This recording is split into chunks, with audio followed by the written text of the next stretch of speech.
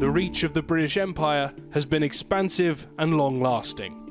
Britain sought to influence people and borders beyond its own, and in its wake often left a path of destruction, politically and economically.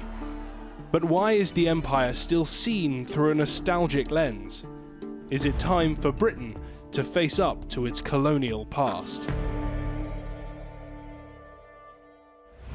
At its height, the British Empire was referred to as the empire upon which the sun never sets. By 1922, it spanned over 37 million square miles and governed 1/4 of the world's population. It controlled the tea trade in Asia, textiles in India, and established sugar plantations throughout the Caribbean. A trade arrangement born of military might and economic dominance. Violence and racism were the reality of the colonial experience, and no wonder that the sun never set on the British Empire, because even God couldn't trust the English in the dark. A 2016 poll found that 44% of Britons were proud of colonialism, and 43% described it as a good thing. Are the worst aspects of British imperialism lost on most Brits?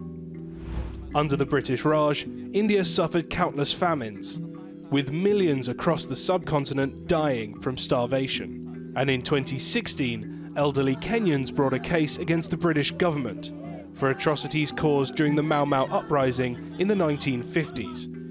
In 1919, as many as 1,000 people were killed in 10 minutes by British Imperial soldiers in Amritsar, India, during a crackdown on peaceful protests. Other countries have made efforts to reconcile with their country's darker history.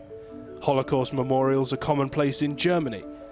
In the United States, museums recognize the suffering of Native and African Americans. But in Britain, educational institutions struggle to acknowledge the damaging impact of imperialism, with students calling for curriculums to be decolonized throughout the UK. But is reaching back into history to apologise for the empire pointless?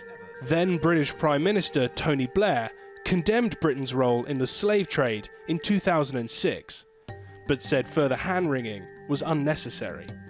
Others point to monuments and memorials that we already have, institutions like the British Museum and Imperial War Museum. As Britain considers its future, divorced from Europe, is it time for the UK to look back and reconsider its colonial past?